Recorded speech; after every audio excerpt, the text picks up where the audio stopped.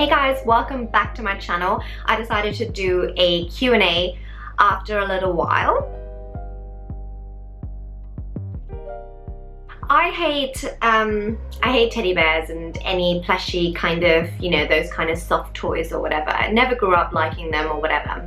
My mum, it's very rare that my mum gifts me something, but my mum gifted me a teddy bear when I was 12 years old. And he became everything to me. Like I slept with him every single night for about 10 years.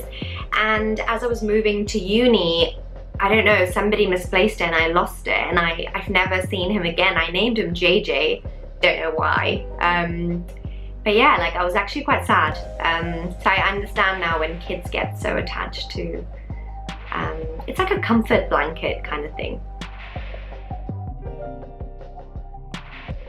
I Carry You in My Heart by E.E. Cummings.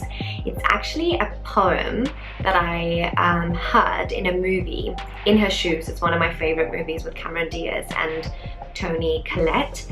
In there, the two sisters, one of them gets married, and Cameron Diaz, who was actually dyslexic in the movie, reads this beautiful poem for her sister's wedding. So it always reminds me of like mine and my sister's relationship, so that that poem actually means a lot to me, and I think of her whenever I do hear it.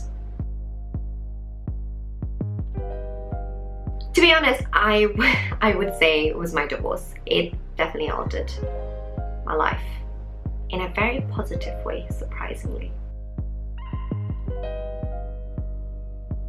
If somebody let me into Harrods and, I could just take whatever I can, I think I would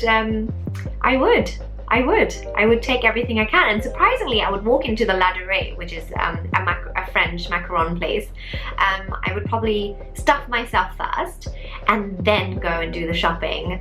And well, it wouldn't necessarily be shopping, I guess it would be stealing, but then it is a crime that I can apparently get away with. I like history, and I watched the movie W.E., even though I already knew about Prince Edward, who abdicated his throne. I watched the film that Madonna made, and the soundtrack to it, it's absolutely beautiful, by the way. So this piece of piano instrumental, or composition, or whatever you want to call it, called Evgeny's Waltz, is like, it still gets to me. And I don't know why, but it, sometimes music, it's not even related to movies, but I guess with this movie, the love, it was so unconditional between two people who, weren't related to each other, or didn't even know each other much, and they died together, and it was such a beautiful story, that I feel like that song kind of reminds me of love and how powerful love can be, and how unconditional it can be. So yeah, it's probably my favorite.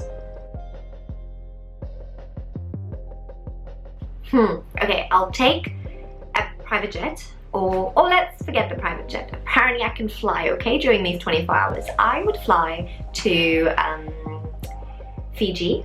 I'll have breakfast there. I'll have fish, something just like by the waters, okay, like blue sea, white sand, whatever. I'll literally have breakfast there early morning, watch the sunrise, and then from there,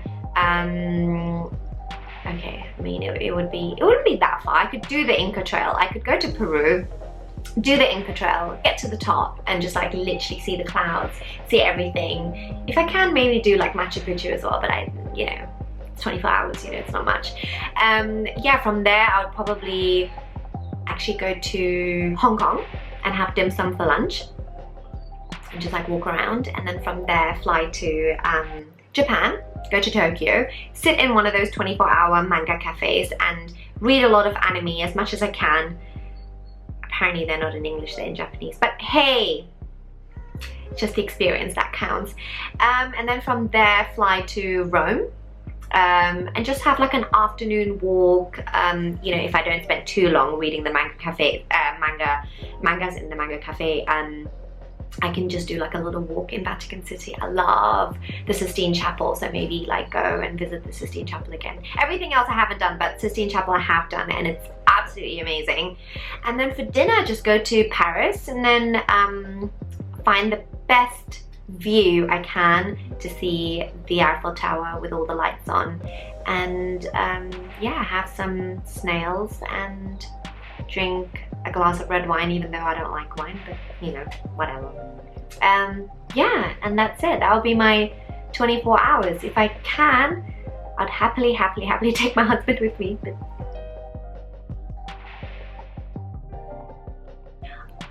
when my dad cried when I won the second prize, like the runner-up prize at a singing competition. I actually took part in a singing competition called Garnaquil, and I won runner-up, and my dad cried, and it was like, I was speechless, and I was actually quite shocked. I think that was the first time I actually saw him cry. I sometimes wish I didn't listen to my parents. I would have loved to do a degree in prosthetics.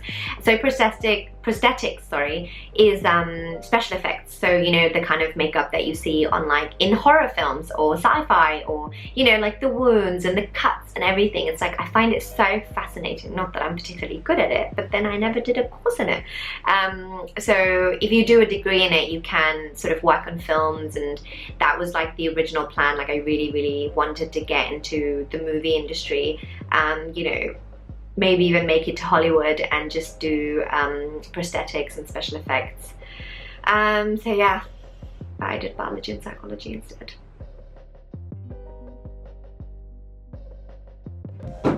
Dude, I will have it just like how you see in the Tamil films, okay? Like, I want the kuthu. I want people to go nuts, vissaladichu, and that yeah, that's exactly what I want. And I don't want to be cremated. I actually want to be buried. Do I? Anyway, I just want the dance, for sure. Definitely an inspiration to the next generation of Tamil girls, or, you know, even younger or whatever. Like, I want to set an example where I feel like all these younger girls, all these younger Tamil girls especially, since I feel like, you know, with the war and everything, things have been different, and I feel like the kind of role models that the younger generation has is very different.